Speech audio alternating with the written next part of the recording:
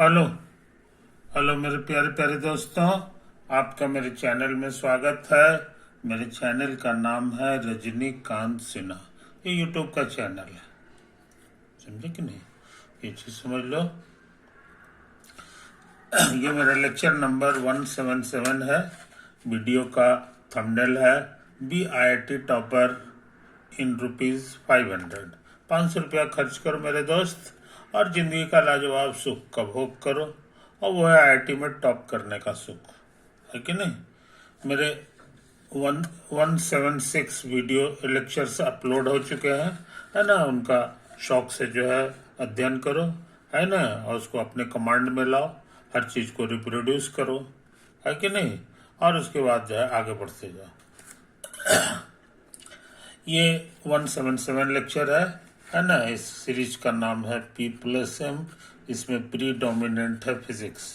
इसमें हम फिजिक्स के क्वेश्चन जो है बनाएंगे। ये चीज समझ लो।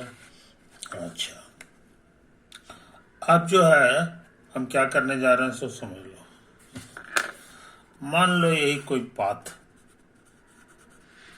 पाथ है कि नहीं, और इस पे जो है फोर्स लग रहा है, समझे? कोई तरह का फील्ड है, field of force. Field of force, तो फील्ड ऑफ फोर्स सिर्फ इलेक्ट्रिकल नहीं होता है, ग्रेविटेशनल भी होता है, अर्थ भी खींचती है ना? तो फील्ड ऑफ फोर्स कई तरह के हो सकते हैं। स्प्रिंग जो है वो ताकत लगाती है, तो स्प्रिंग फोर्स भी हो सकता है। तो फील्ड ऑफ फोर्स के एग्जांपल्स जो हैं, एग्जांपल्स आपके कई हैं। एग्जांपल्स, पहला हो गया ग्रेविटेशनल फील्ड। ये होता है ड्यू टू मास, मास जहाँ रहेगा ये होता है। दूसरा होता है इलेक्ट्रिकल फील्ड। इलेक्ट्रिकल फील्ड है कि नहीं? ये ड्यू टू चार्ज होता है। अच्छा, और तीसरा होता है मैग्नेटिक फील्ड। मैग्नेटिक फील्ड ये ड्यू टू मैग्नेट होता है, ड्यू टू मैग्नेट होता है ना? मैग्नेट। अच्छा, चौथा होता है spring force. Field due to spring force, समझे? स्प्रिंग फोर्स जो लगता है ये होता है किसके कारण? तो बाजार में स्प्रिंग देखे होगा, नहीं तो तुम्हारे कलम के अंदर जो है स्प्रिंग तुमको दिखाई देगा, है ना? वो भी फोर्स लगाता है। तो इस तरह से जो है ये होता है, जिसमें इलेक्ट्रिकल फील्ड की बात हम कर चुके हैं, है कि नहीं? यही सब चीजें। मैग्नेटिक फील्ड की बात नहीं किए हैं, ये अभी ड्यू है। ग्रेविटेशनल की बात भी हम कर चुके हैं, है कि नहीं? ये चीज समझ लो। तो उस समय से कुछ भी हो सकता है, यहाँ कोई पाबंदी नहीं है अभी के पढ़ाई के लिए, अभी के पढ़ाई के लिए, है कि नहीं? तो मान लो कि यही वो पॉइंट है, यहीं पर फोर्स लग रहा है, इधर कहीं भी लग सकता है, ये फोर्स लग रहा है कि नहीं? इसका जो है, इसका मास जो है पार्टिकल का, फोर्स के कारण जो है ये इस पे घसक रहा है, पाथ पे घसक रहा है। तो पाथ पे जो घसक रहा है उसका डिस्प्लेसमेंट को हम लोग क्या कहते हैं? तो तुमको याद होगा DR चाहे डेल्टा R, जो इच्छा है यूज करो, है ना? Small displacement. ये दोनों वेक्टर को हम लोग डॉट करा देते हैं, डॉट करा देते हैं, है ना? अब फिर इसको सम अप कर देते हैं। सम अप सिग्मा से भी करा सकते हो और इंटीग्रल से भी करा सकते हो। तो ऐसे करा दो, चाहे ऐसे लिख दो, F डॉट DR, है ना? कहाँ से कहाँ तक? तो ये A पॉइंट है और A पॉइंट B। लिख दो from A to B along the path या ब्लैक पाथ। ये जो रास्ता है, ये हर एक पॉइंट पे इस तरह का चीज निकाल के जोड़ना पड़ता है, समझे कि नहीं? तो ये चाहिए। और इसको सिग्मा की भाषा में लिखना चाहोगे, ऐसे इंटीग्रल की भाषा में लिखना चाहोगे तो लिखोगे A to B along black path,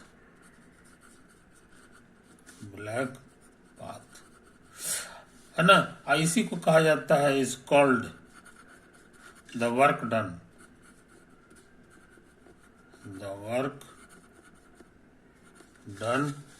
है ना। ये तो हम लिखे हैं, ये सब लिखे हैं, है ना। The work done by force F in moving a mass M from point A to B along the path। आई बात समझ में? ये तो है, यही हम लोग कहते हैं। यह इलेक्ट्रिकल फोर्स हो, ये कोई जरूरी नहीं है, इसलिए कूलम ला लगावे ये कोई जरूरी नहीं है, समझे कि नहीं। मजेदार बात यह है कि न्यूटन साहब भी एफ के बारे में फॉर्मूला खोजे by Newton's law, Coulomb's law नहीं लगा रहा है, बाय न्यूटन्स लॉ। ये जो फोर्स होता है वो लिखाता है rate of change in momentum, where P का मतलब होता है एम टाइम्स वी, इसको कहा जाता है कॉल्ड मोमेंटम। बस समझ में। तो ये सब चीजें तुम्हारी सीखी हुई है। तो हम लोग जो है यही वाला चीज कैलकुलेट करना चाह रहे हैं। तो कहोगे कि एफ की जगह ये वाला फॉर्मूला लगा दीजिए, तो D P by D T हो गया, आई डॉट डी आर है कि नहीं। अच्छा, आई सब बात तो रहेगा, कभी छूट जाए तो समझ लो कि यही चीज लिखा हुआ है ना। From A to B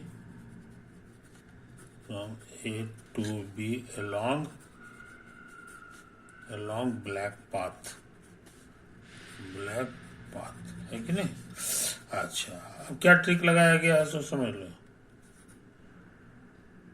DP रहने दिया गया, आइए स्केलर जो है वो नीचे रखें, है कि नहीं, इसके नीचे रखें चाहे इसके नीचे रखें, कोई हर्ज नहीं है वेक्टर के अनुसार, क्योंकि ये स्केलर है। अच्छा, इससे क्या हो गया सो समझ लो। डीपी लिखा हुआ है और डॉट, इसी का नाम भी है, भी माने D R by D T. भी का मतलब क्या होता है, rate of change in displacement vector, तो हम लोग भी लिख दिए।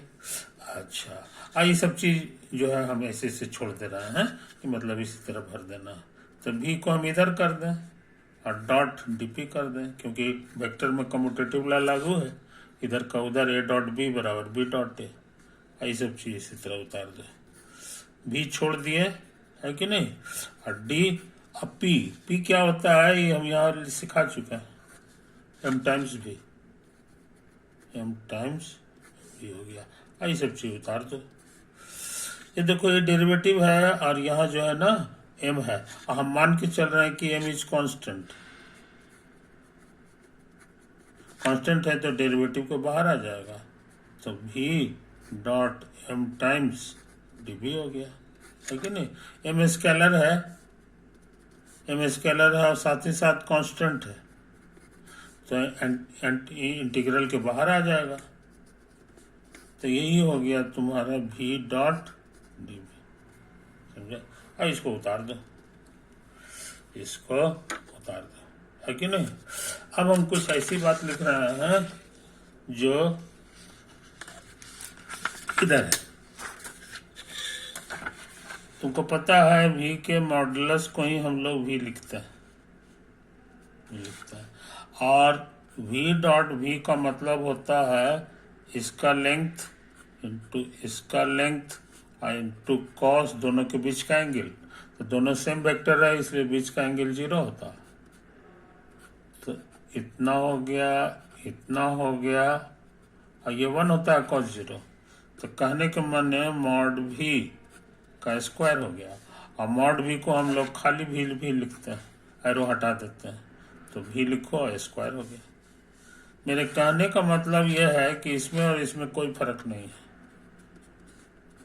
भी डॉट, समझे। अब हम यहाँ डिफरेंशियल लगा रहे हैं, तो इधर भी डिफरेंशियल लगाना होगा, समझे। यही तो है कहानी। अच्छा, अब ये वेक्टर का डॉट प्रोडक्ट है, डेरिवेटिव है, तो प्रोडक्ट रूल से निकलेगा। प्रोडक्ट रूल कहता है बाएं वाले का डिफरेंशियल और डॉट दाया वाला, प्लस बायां वाला उतार दो और डॉट डिफरेंशियल ऑफ दाया वाला।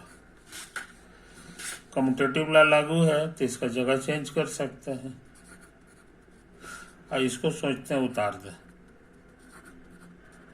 इसको सोचते। अब एक ही चीज 2 बार लिखा गया, जोड़ेंगे तो दुगना हो जाएगा, जोड़ेंगे तो दुगना हो जाएगा, समझे। अच्छा, अब यहाँ पर जो है निकालना जरूरी है कि नहीं।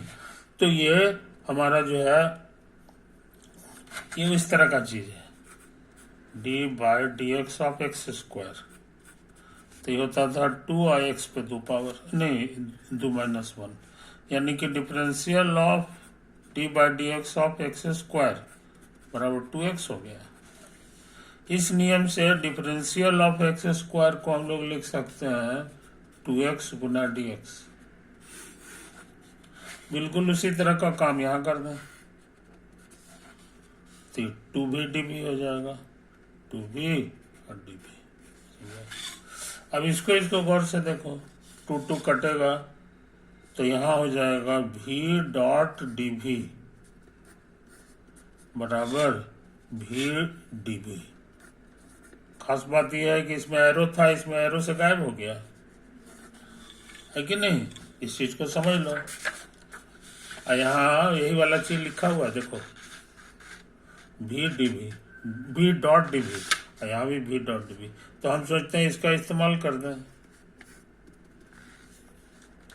इसका इस्तेमाल करेंगे तो v dv लिखा जाएगा।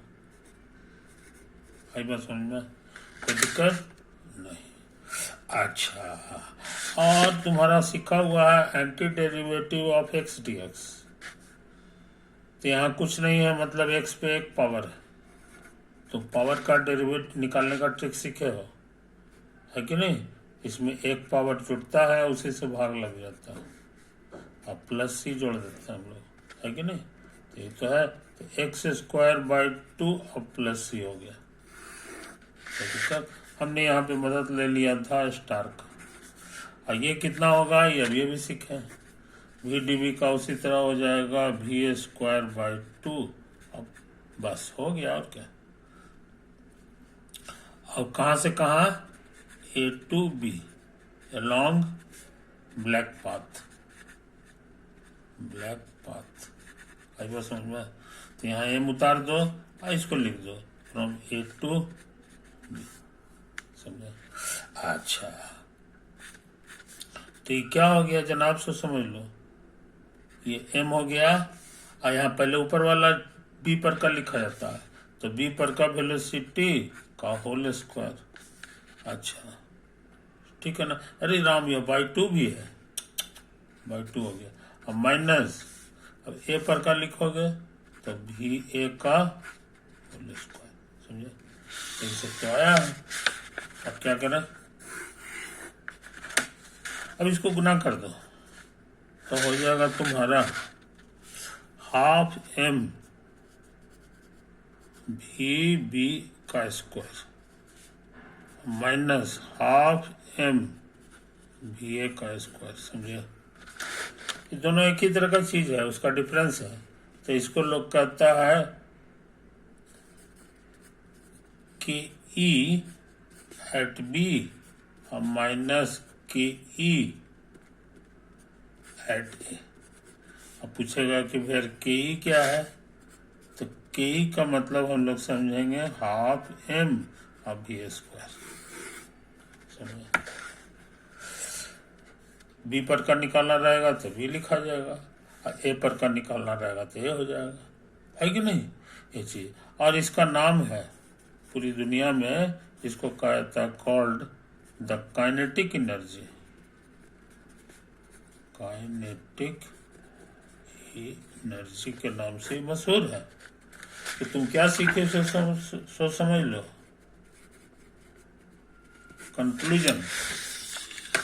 कंक्लूजन ये निकला कि ये जो work done by force F है ये इतना के बराबर हो जाता है,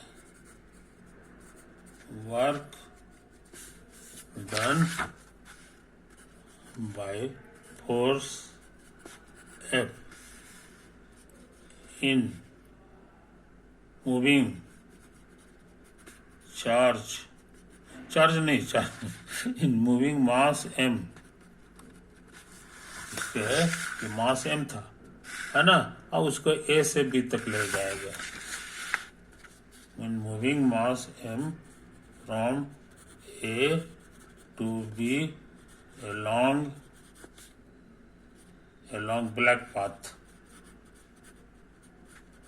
ब्लैक पाथ, इसका आंसर आ गया काइनेटिक एनर्जी एट बी और minus kinetic energy at A, where kinetic energy का मतलब है formula half M V square.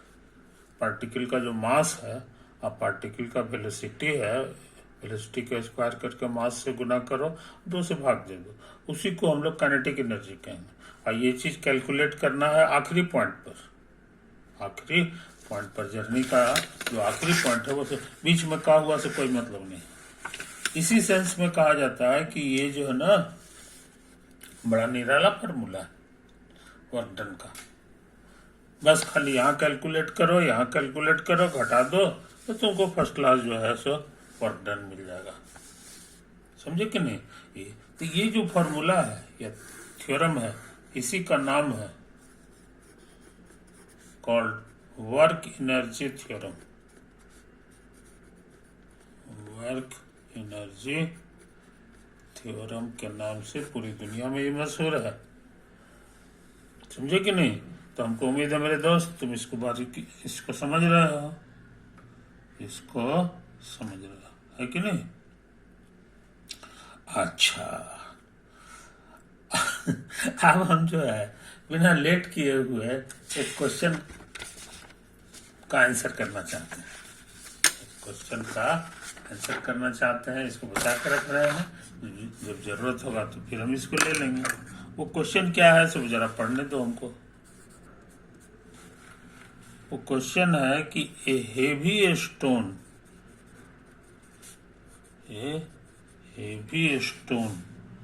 Is throne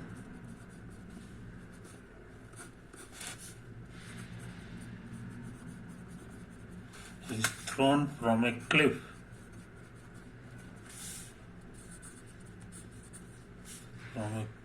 of height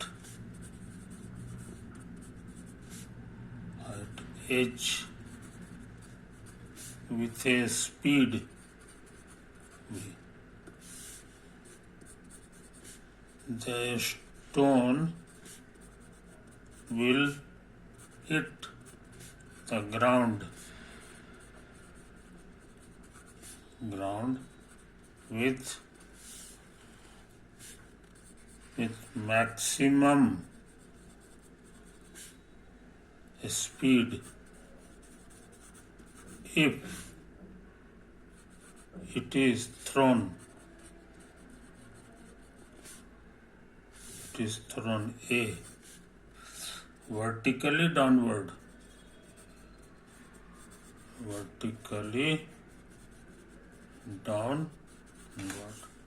second vertically upward,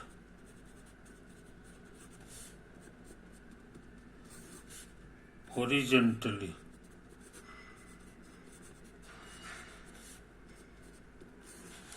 the speed does not depend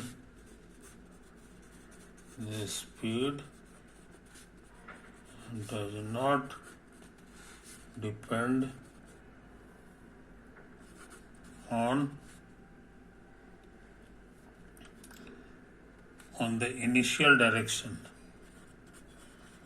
on the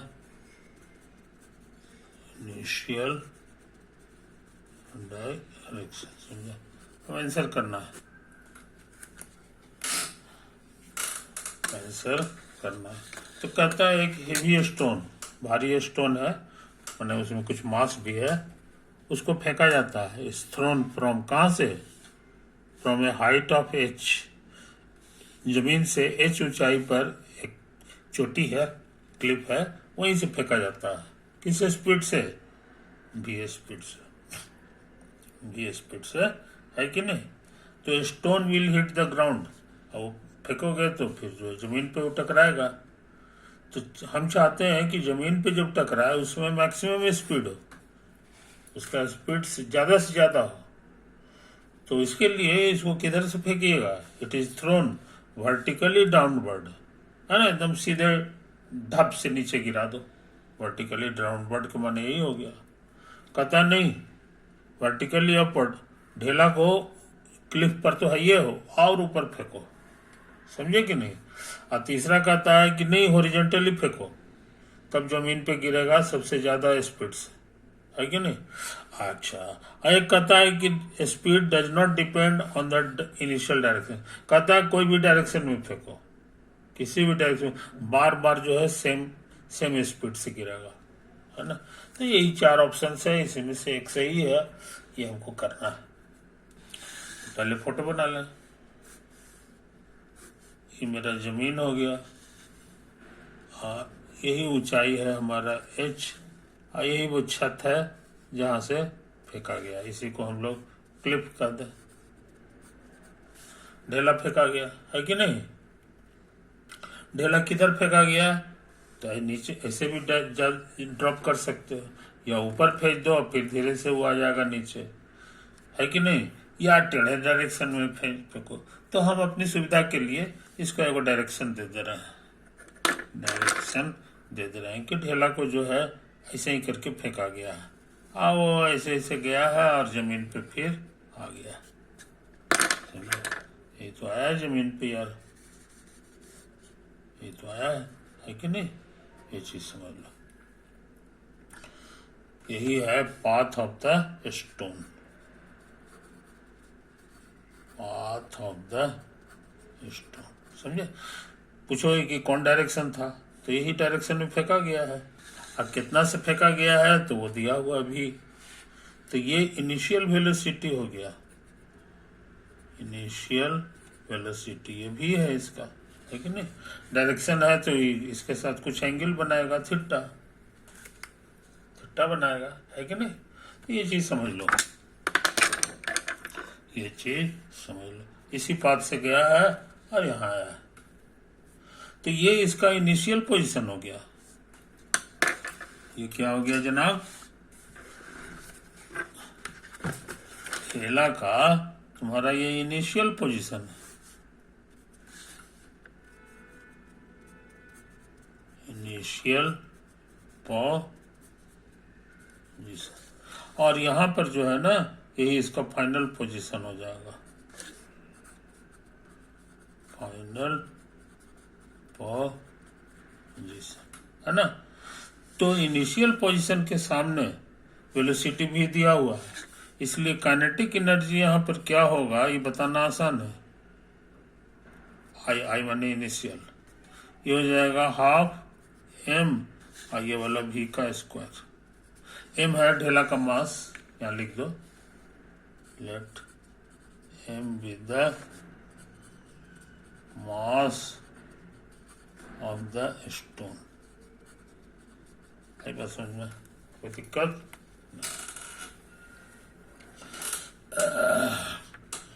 कोई दिक्कत नहीं, है कि नहीं? अच्छा, और वही वाला मास यहाँ हो गया। अब यहाँ जब पहुंचा है तो इसकी वेलोसिटी कुछ होगी, तो यही हो गया फाइनल वेलोसिटी, vf का दो, vf का दो। तो यही हम चाहते हैं ज्यादा से ज्यादा हो, तो यहां पर का काइनेटिक एनर्जी लिखना आसान है। ये फाइनल काइनेटिक एनर्जी हाफ, ढेला तो वही है m, और वेलोसिटी का स्क्वायर।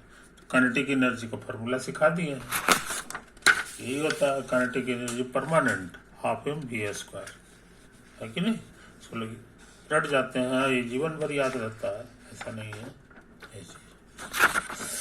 अब हमको निकालना है kinetic energy final minus kinetic energy initial. आई बात समझ में, यही तो है। तो अभी अभी हम थ्योरम सीखे हैं कि फाइनल बी पर था और उसका काइनेटिक एनर्जी माइनस ये किस चीज के बराबर होता है, वर्क डन बाय फोर्स। समझे, जो फोर्स लग रहा है वो उसके कारण जो वर्क डन हो रहा है ए से बी तक जाने में, ये पूरा लिखना होगा हमको। तो बढ़िया से लिख लो, यहाँ लिख दो by work energy theorem, work energy theorem, work done bye, और ये गिर रहा है ग्रेविटी के तहत, है ना। तो by gravitational force, gravitational force in moving from, इस पॉइंट को ए कह दो, ये बी कह दो, from A to B along, ये पाथ है along green path, along green path.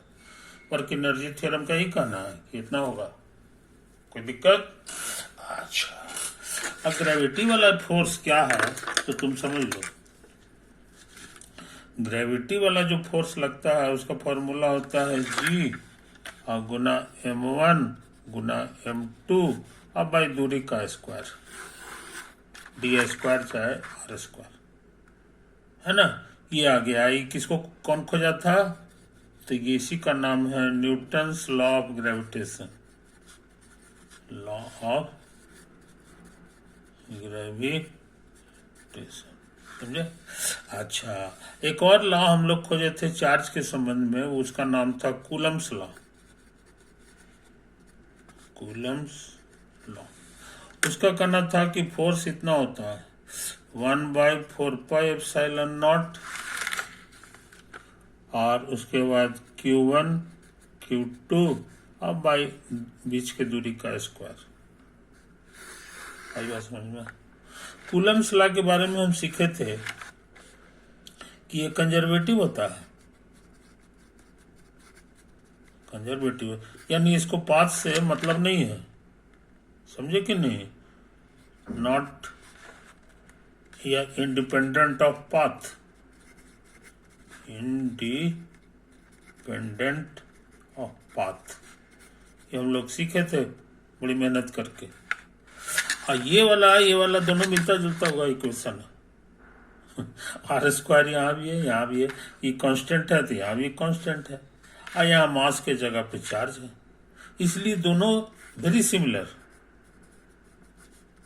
Very similar, समझे। ये चीज समझ लो। और ये कंजर्वेटिव है, ये इशारा कर दिया, ये इशारा किया कि gravitational force is also conservative, gravitational force is also, हाँ पावर जो है 2 के बजाय 3 रहता, 4 रहता तो डाउट हो सकता था, लेकिन यहाँ डाउट होने का कोई पॉइंट नहीं है। Gravitational force is also conservative, समझे। और ये कंजर्वेटिव है, इसका मतलब हो गया कि does not depend on independent of path,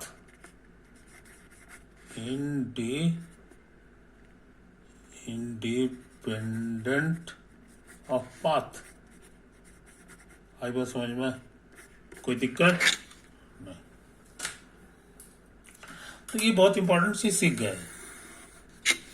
और यहाँ जो है कूलम्स लॉ के तहत काम नहीं हो रहा है, यहाँ चार्ज का कोई काम दाम नहीं, यहाँ न्यूटन्स लॉ के अनुसार काम कर रहा है। है कि नहीं। और ये भी conservative,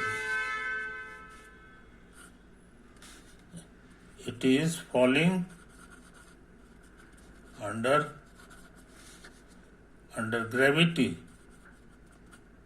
gravity which is conservative.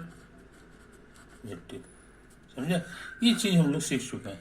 नतीजा ये है कि ये टेढ़ा मेढ़ा खतरनाक रास्ता में कितना वर्क डन किया, ये निकालने के बजाय कोई भी रास्ता हम लोग चुन लें इसको ज्वाइन करने वाला, है ना, जो आसान हो, तो उससे मैथमेटिक्स मेरा आसान हो जाएगा, मैथमेटिक्स मेरा आसान हो जाएगा, है कि नहीं। अब थोड़ा तेजी से काम कर रहा है, थोड़ा तेजी से काम कर रहा है, तो वो रास्ता हम बनाने जा रहे हैं काला रंग से, नया रास्ता, इसी को ज्वाइन करना है, सेम आंसर देना है।